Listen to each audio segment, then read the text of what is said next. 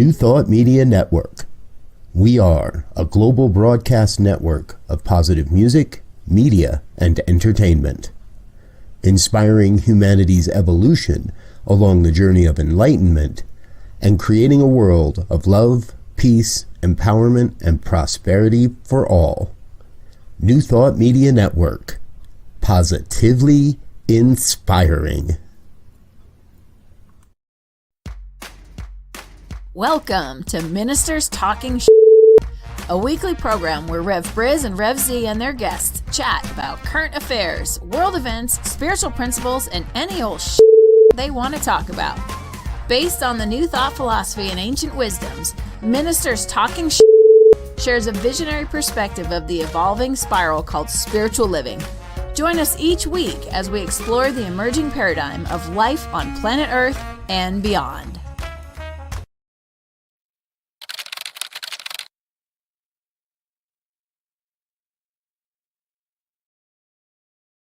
And hello again, dear ones. Rev BRZ with you over here.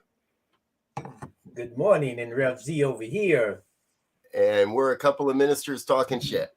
This happens every Friday morning here at 7 a.m. on the Mountain Time Zone. We're grateful that you're with us and back for another conversation on the topics of the week. Good morning, Z. You were out last week. We had Reverend Bill sit in for you and had a great conversation. Trust you had a good time. I think you were in Kansas City, correct? Yes. I had a conference in Kansas City. It was a pretty good conference. Got a chance to connect with old friends and make new friends, and it was a fun time was had by all. Lots of good business and good friendship, and that's what life should be about. Yes. yes. Good friendships and good conversations. And that's what we strive to have on Friday mornings, folks, is good conversations. So please do join the conversation. Leave a comment in the chat box if you like. We'll say a couple of shout outs. Good morning, Wayne. Checking in from Calgary. Good to see you. Morning, Shay, from here in the mountains of Colorado. Good to see you. We are up early. We like to do this early on Friday morning. We figure if we wait until we watch the Friday morning headlines, we'd be here all day. So we're operating, although I did look at a couple headlines today. And so here's our main question for the day, folks. Is justice blind? Or are they just ripping us off? New allegations have come to light overnight that Supreme Court Justice Clarence Thomas's wife, Ginny, has been accepting over $100,000 in consulting fees from a nonprofit organization, and that organization eventually did file an amicus brief to the Supreme Court. I'm pretty sure that he might have known, Justice Thomas might have known about that brief before it was filed. I can't say for sure, but got a pretty good feeling he had some insider information on that one. Yeah, we always talk about, or there's always the image of the justice symbol with the blindfold and holding the scales, trying to give this image of neutrality, if you will, and that we will look at the evidence and satisfy the case, based on the evidence without looking at the person or place or whatever, right? And obviously that is not the case. It looks like when Lady Justice wants to pull the blind down just a little bit to see what's going on, that happens, and then it comes back up. Yep, exactly. And it turns out that I'm not going to give her a description because I don't know what's appropriate, but you may remember the name Kellyanne Conway. She's embroiled in all of this because she was the bag lady for some of this and handed over some of the payments from the nonprofit directly to Ginny Thomas herself. The Washington Post is reporting all of this. They've got it all laid out for you. Please do your research and check and see what's going on here. This isn't. It seems like now is the time. Well, I guess I hadn't thought of this until just now. It looks like the Supreme Court is finally getting their Me Too movement, their Me Too moment, because Justice Roberts' wife is alleged to have accepted payments or is under fire for having a position with a legal recruiting firm that recruits lawyers that will eventually, for firms that do argue before the Supreme Court. So you got the head of the Supreme Court, his wife is recruiting the lawyers that for companies that are going to speak in front of it. We know better than this, don't we, Z? Well, you would think so. And even if you don't think so, you hope so. That, what is it about justice that seems to always be tilted towards those with power, money, prestige, and privilege, right? Yes. If an ordinary person had been caught with these kinds of allegations, they would already be plastered over whatever, paper, internet, newsreels. But now, these things are coming out and they start leaking them out so that they don't come out with the big bang. And they come out with these small stories first. So if you're not aware, you may not even catch them. And ultimately, it appears that they make some backroom deal and these people get away. They keep the money, or they pay a little fine, whereas the average Joe, you catch the average Joe with some marijuana, that's say something that is legal in a lot of places. Yep. They're giving them crazy time. And here's somebody who's changing the fabric of our country, and they're getting preferential treatment. It's not fair, it's not right, and it will be the underpinning that tears this country into shreds if we can't get the arm of the government that is supposed to ensure that everybody is treated fairly and equally under the law. Then we have nothing. Yes, exactly. I was, as I trolled through this morning, I was reminded of the Lord Acton quote: "Power corrupts, and absolute power corrupts absolutely." And that is what the U.S. Supreme Court has. They do have absolute power. Justice Roberts has recently been said, to paraphrase, if it's not broke, so we're not going to fix anything, and refuses to testify in front of Congress about these issues. We've got Neil Gorsuch selling a multi-million dollar property just days after he was named to the court. We've got wives embroiled in, let's just call them shady looking events and experiences and agreements. And our friend Linda Plasters here says, it seems evident that the Supreme Court justices believe they are above the law. It is stunning that they aren't required to follow any ethical standards. And it does seem like the people we have entrusted to interpret the most nuanced pieces of our Constitution, to really dig in and go paragraph by paragraph and line by line, the people that have worked their entire lives to be in these positions. Again, I come back to, you should know, and I think they do. I think they know better, and it's just an absolute power corruption for them to continue to do these things and then say that there's nothing wrong here. Well, and the real crux of this matter, in my mind, in terms of the justices, these guys are there for life, right? Unless you commit some kind of heinous something, and we don't know what that is yet, because we got a couple of things here that seem to be not bothering anybody. Looks like some transfer of funds that may not be above board and all of that. If these people are placed for life and they get there by some kind of some kind of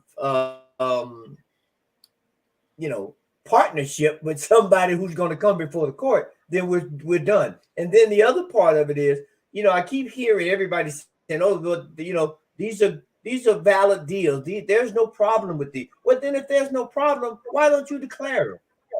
Report it, right? Be on the up and up. Yeah. So even if it was supposedly above board, it seems shady when you don't report it. It's like, okay, all you have to do is report the money, or report the gift, or report the travel, or report the consultancy, but you don't. Now I'm starting to think, well, why don't you? Yeah.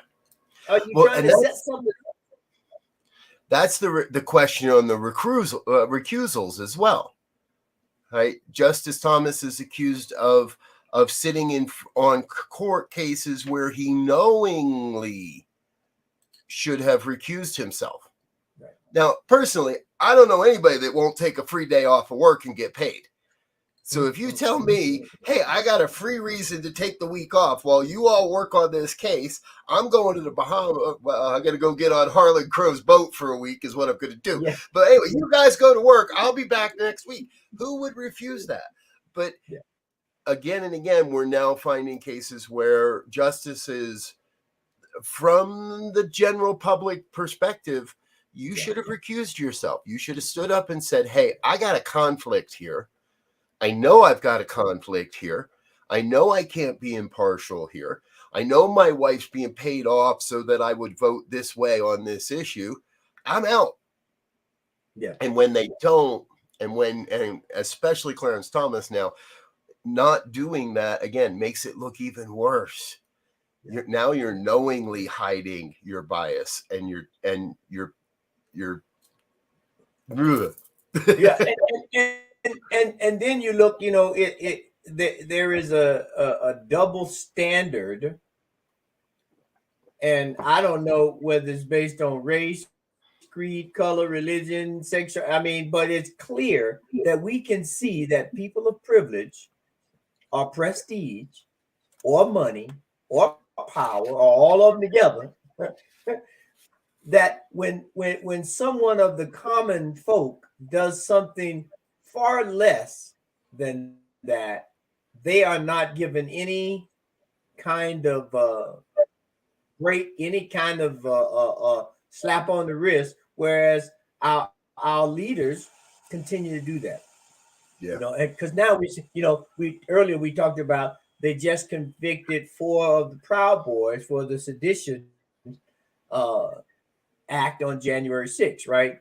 Now, of course, that's a totally different thing than the justices. So don't get me wrong. We're not trying to compare it. But, they've made the case that anyone who has been brought up on charges has been charged.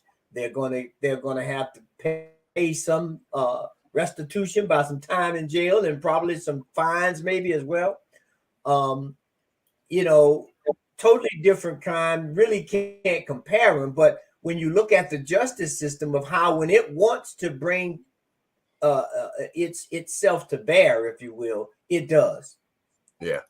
And I think, sedition can happen violently or it can happen internally by stacking the courts and the justices and all these people to overlook simple things that benefit the whole people. And, we're on a slippery slope right now. Yep. And that's a big part of it. We're on a slippery slope, and the Supreme Court appears to be standing up there saying we're immune. We stand above the slope. And what we know is, okay, if they're setting the tone, let's talk some real good metaphysics here, folks. If they're setting the tone, that consciousness is influencing lower court judges. It's influencing circuit court judges. It's influencing the guy that sits on the bench handing out parking tickets. Yep. It influences the whole justice system. And there's a lot of people, especially in this country, that seem to think there should be no peace because there is no justice at this point as well. Mm-hmm. Mm-hmm. Again, you take you take the situation of, unfortunately, two young people lives are drastically changed forever. The subway situation in New York. One young man has lost his life. Another young man is now marred for life. But there was a whole debate, and still is a whole debate, about whether a young man who was a Marine who uh, choked out a person on the subway in New York who was acting irrational. I haven't seen all of the news yet. That's just coming out. I don't know if I don't think he had a weapon, but they showed the video with the person being choked and two other people. I mean, and boom, now someone's dead. Another young man. I mean, but I think both of them were under 30 or right at 30. So now two great lives are in jeopardy. And so again, the legal system is going to be put on trial, if you will, to see how they handle the situation. Right. Yeah, exactly. Folks, do not go watch that video. It is not fun to watch. No. And you can see, yeah, this is homicide, and it's been ruled a homicide. And it's been ruled a homicide, which means the consequences are a lot higher. And we can't, and just because this guy's a Marine or an ex-Marine or any of that, we've got to, more than ever, I think it's time for those that see a new view, see a different way, to stand up and be counted. And that means not getting out of jury, not finding a way out of jury duty. Yeah. We used to tell whatever we could to get out of jury duty. Let's change that around. All right. Let's just be straightforward. And I want to serve. I want to serve, to find a way and serve this, because burying our head in the sand and pretending it isn't happening, or that it isn't happening to me, only perpetuates that it's going to happen to somebody else. Yes. If I lock myself in my own little castle and never go outside, it's just going to happen to somebody else. And it's key because, as the old adage goes, you're either part of the solution or you're part of the problem, right? And you can be anywhere that, there's not one way to be part of the problem or one way to be part of the solution. There's a spectrum. Find your place and do it. Go to jury. I mean, we've said this before. Do jury duty. Go to your local board meetings. If you feel so inclined, run for an office, school board, city council, whatever, so that we can begin. Because one thing you said earlier, I wanted to speak to. We understand in our philosophy, in our teachings, that vision is key. Vision begins to set in motion the things to create the environment that you are looking to step into. And so if we don't have it, I mean, as the saying goes, if you have no vision, you will perish. Right. Now, we have to be clear that vision, as we say in our teachings, we want a world that works for all. That means the planet, the people, the plants, the animals, everything.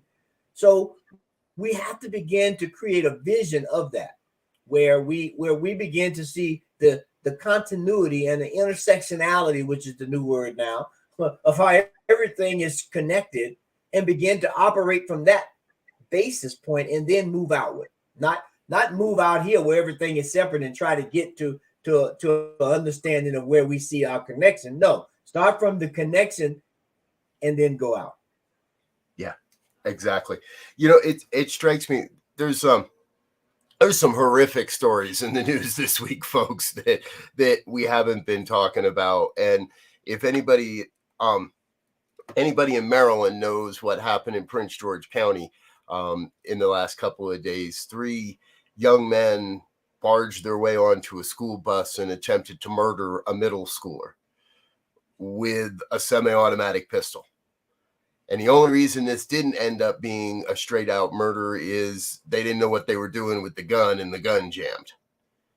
However, to me, this is just another one of those points that if there is corruption at the highest levels and the overall perspective of the country is screw it, I'm just going to take care of myself, I'm just going to protect my stuff, and the heck with it, because I can't change anything, because who am I can't do anything about this, then we're going to end up with more and more of these incidences, more shootings on our streets, more. There was a road rage incident here in Colorado day before yesterday.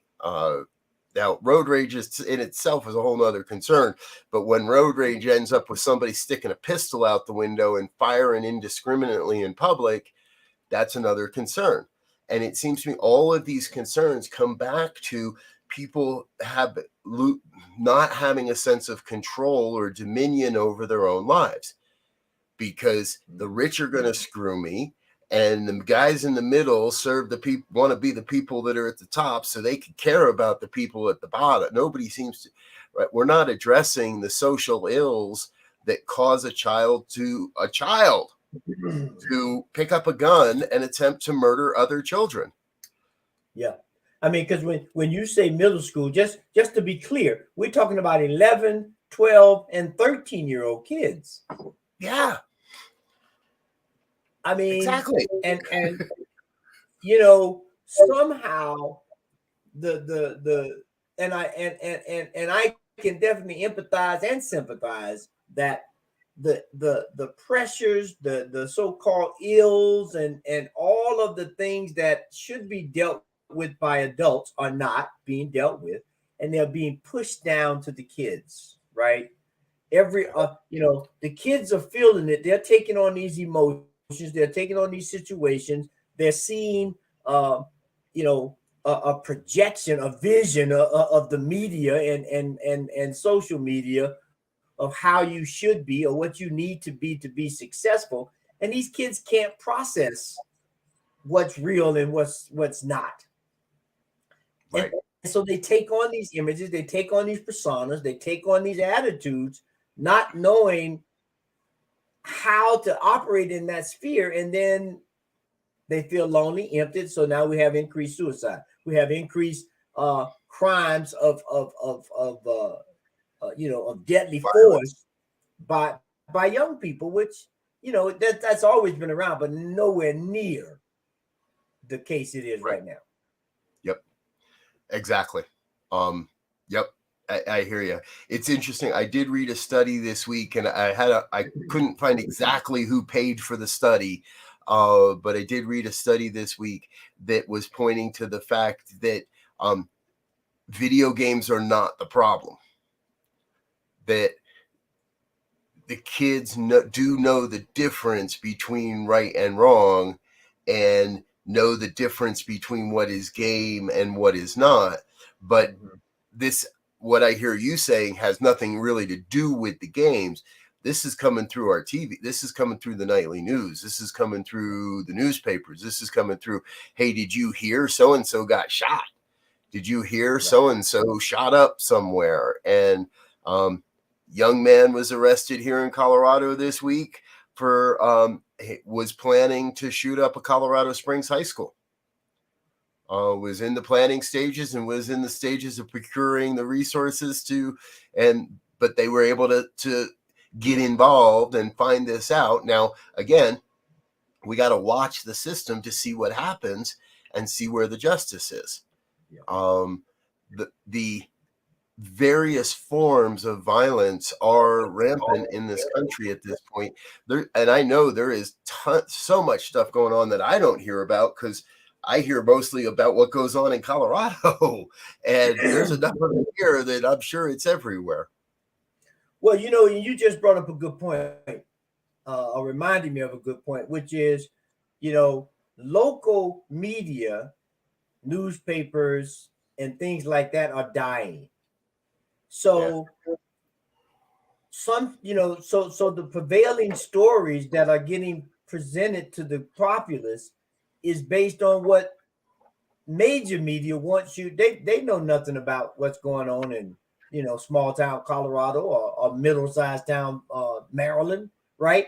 And there are no more local newspapers because they can't afford it. So now perspectives, information that is helpful or information that is informative is being left out, or at worst, you're not getting two sides of the story, right? You're not getting, as Paul Harvey would say, and that is the rest of the story. We're not getting the rest of the story. And so now people are uninformed. They're making decisions on bad or incomplete information. And then when things get progressively worse, we want to know why. We have to get involved. We have to have a vision of how we can be our brother's keeper, of how we can not perish because we don't have a vision. These things are key. Yeah. And yes, and you bring us, I think, to the main point that you and I touched on in the pre-show, and that is faith.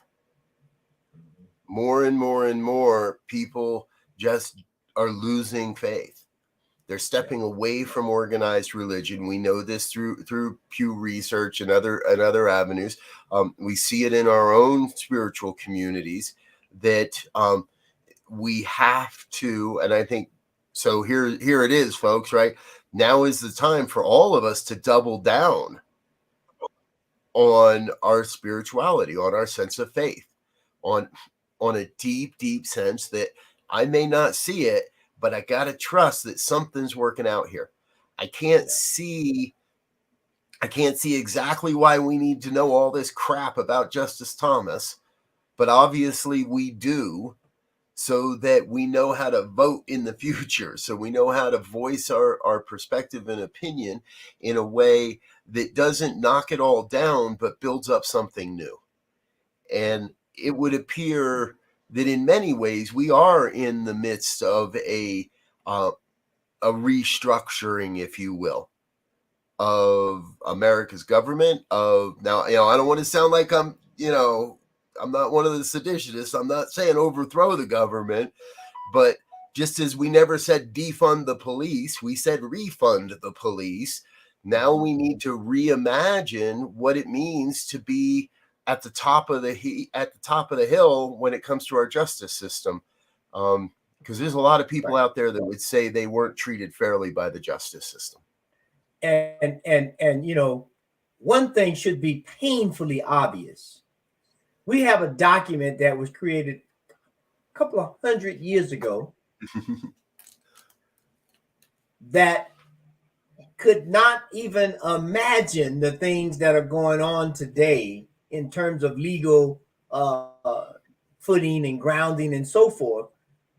And we are sitting there trying to negotiate nuances on something that had no idea of what AI was, that had no envision of what a cell phone that is more powerful than the computer that sent the first rocket in space, right? And so we have to get rid of the sacred cows in how we rule and govern our country, and begin and redo it, rearticulate it, whatever we want to call it. We have to do that, or we're going to be in big trouble. And is that not what the Supreme Court was designed? Like, I don't think the founding fathers got it wrong. I agree with you. I agree that they had no clue what computers would be able to do, or AI, or what a 30 round magazine could do in the hands of a 15-year-old. They couldn't even envision any of these things. So I guess until we develop time travel and can go back and say, guys, this Second Amendment thing, we got to get a little better about that first. But until then, I hear time for another constitutional Congress. It's been almost right. We're coming up on 250 years. 2026 would be 250 years. So we're right there, folks. Heck, I don't know any organization that hasn't changed their branding, their mission statement, and other things over the time they're an entity in the world. it's a valid question. Is now the time for America to reevaluate and have another constitutional Congress and look at what's applicable and what's reasonable, what's appropriate for today's age? I mean, you just look recently, Nostrum is going out of business. Bed Bath and Beyond is going out of business. They had a business model that at one point worked, but now the landscape has changed, and unfortunately, they weren't able to adjust their strategy, vision, and whatever to compete in the new environment, and they're no longer going to be there. We don't want to be that way. We need to begin to look and see how do we recast the vision based on where we are now, not on where we thought we would be 200 and something years ago. Where we are now, recast the vision of where we want to be. How do we include everybody? How do we make this system fair and caring and loving? But at the same time, to hold people accountable and responsible when they step outside the bounds. Yeah. You know, Linda asks a great question. How would we ensure a broad spectrum representation if a constitutional Congress was to be convened? I think that's a really great question. And I think I don't know that we have a direct answer for you, Linda, because unfortunately our current form of representation does appear to be broken. Our current form of representation, what we know, has a tendency to feed or serve the corporations and the organizations more than the people itself, and to serve lining the pockets of the politicians. So there would have to be a really amazing uprising of people in this country willing to serve. And I think we start by really starting to listen to each other more. And that can't just be you and me going to having a coffee or tea or open town hall at our churches and stuff. These kinds of conversations are going to have to start at the top. Yeah. Our leadership is going to have to push this agenda. And what's going to, and one of the things that I think is going to be paramount in that idea, we have to get the people that are 40 years and younger to get involved, because they have 40 more years plus to deal with whatever is in the wake we're creating right now. Yeah. And so we have to begin to include the younger people in to get their perspective, to get their input, to get their assessment of what they're seeing. Because as quiet as it's kept, the older generation always says all them young whippersnappers, but they are totally in a different world with a different everything than what we can ever imagine. I mean, when I was 11, I was shooting marbles. I was trying to make skateboards out of old skates on a piece of wood, right? Right. Now, at 11, they're finding guns. I mean, they're into a whole new thing. Yeah. So we have to respect that. Yes. Yes, exactly. So I'm with you, Shay. We need a new vision. And I think that the opportunity is that there is room for a new vision. Mm-hmm. Mm-hmm. Science of Mind, we've been talking about a global vision for 20 years that I know of.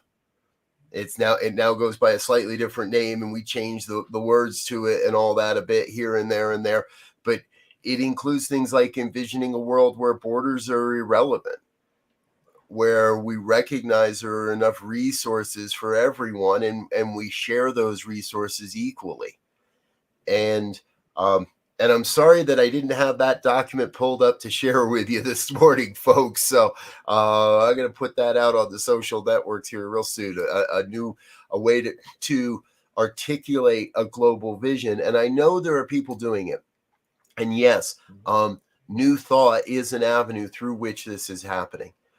We still like to play in our own little circles and create our own little silos sometimes. However, getting behind a global vision of a world that works for all life. Thank you, Sharif Abdullah. We got to give him a shout out. I said it. There it is, folks. Creating a world that works for all. If you haven't read Sharif Abdullah, there's your homework for the week. If you have, let's get together and let's get some ideas going. And it doesn't, not any one of us is going to change all of this, but all of us together can change every part of this. And so it's time to get moving. and hopefully on our other program, we're working real hard to get Sharif Abdullah on our program. Yes. So it would be a great time to start propagating that right now. Yep. Let me see. I do believe actually we have him. I thought we had him scheduled. Yes, September 12th. September 12th, Sharif will be on our Tuesday program, New Thought Today. That's a secondary program that LZ and I host. It's a long form, hour-long discussion, and we have great conversations with a lot of people, a lot of really deep thinkers, a lot of action takers, a lot of activists, a lot of spiritual activists, and a lot of spiritual leaders. We have conversations every Tuesday at 2:00 Mountain Time that take deeper looks at this. So we invite you to join us on that September 12th, again, for Sharif here on New Thought Media Network. So Z, we are rapidly running out of time here, and I know we could continue on and on this topic because, well, this is the topic of our day. How do we get the globe behind a global vision? How do we, and it's going to take community after community. The United States, we got a long way to go to get close. I also would love to hear some stories from the rest of everybody out there on the planet. Where are the examples where this is working? Where we don't have, we know that Australia, Japan, other places do not have the gun violence that America has. Europe doesn't see the gun violence that we see. Now, these places, I can't speak so much to their justice system. I'm not up to my eyeballs in it. But if you are, let us know. Send us an email, info@ntmedia.org. Will get directly to me, and we'd love to hear your thoughts on some of these issues. More so than, the comments are great. Keep those coming. But we'd also like to hear from you how you'd like to be involved, or where you're feeling called to be involved, or where you think you have an idea that maybe we can promote, or that we can promote up the line, as it were. If you're in America and you're not registered to vote, you're part of the problem. If you're an American, you're registered to vote and you're not voting, you're part of the problem. We've all got to, and if you're in America and you're voting and you're not informed about your vote or who you're voting for, you're part of the problem. Not all Democrats are in it for the altruistic aspect of it. So we've got to we can't just take other people's words for it. We've got to be active as citizens of planet Earth. Yes. Damn, I had no intent to say any of that. Yeah, but that's a good place. That's a good place to put a period there, and that is, in a nutshell, you're either part of the problem or you're part of the solution. Yep. And I think everybody wants to be a part of the solution. Yep. Before we go, folks, I want to highlight one other thing, because I think I would be remiss if I didn't. Brother Wayne, all the way from Canada, is saying Marianne Williamson for president. That's in the United States. So sorry that Wayne can't vote here for Marianne. And I want to be real clear. We're not an organization that tells you who to vote for or what to vote for. But we are an organization that says it's important to vote. And it's important to vote based on your beliefs, on your consciousness, on who you are, and a vision of a world you'd like to see. If you're not aware of the work that Marianne Williamson is doing to reform American politics, please do check out her information and check out her website. I believe she has a great voice, and it's a voice that needs to be heard about how we can reform, refund, reimagine our political system. And it's time. So, and if it's not Marianne, there's somebody else out there for you. But determine what you really believe in, and then find the people that are supporting that and vote there. Cool.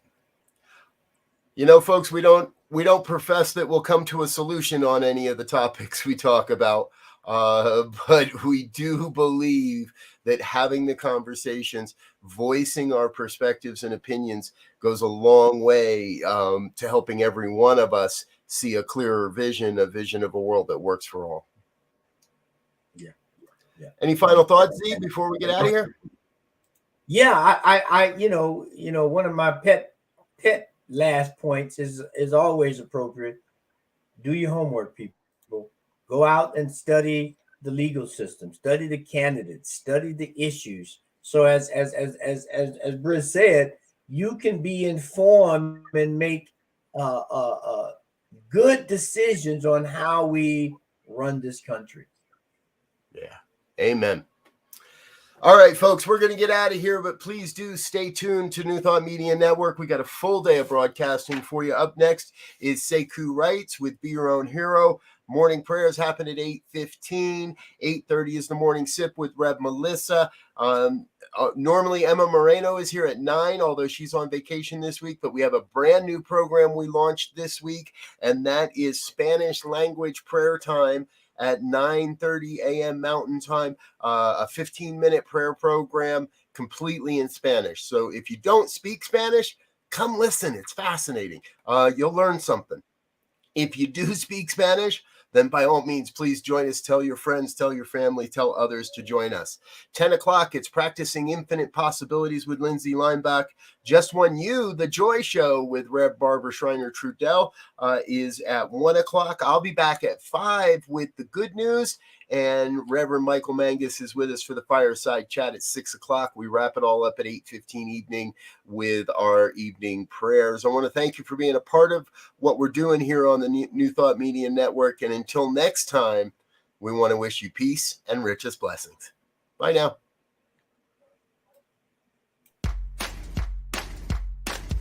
And thanks for listening to this week's episode of Ministers Talking. We'll be back again next week with more commentary on current affairs, world events, and any other our ministers want to talk about. And if you found value here, please share our with your friends. Until next time, peace and blessings.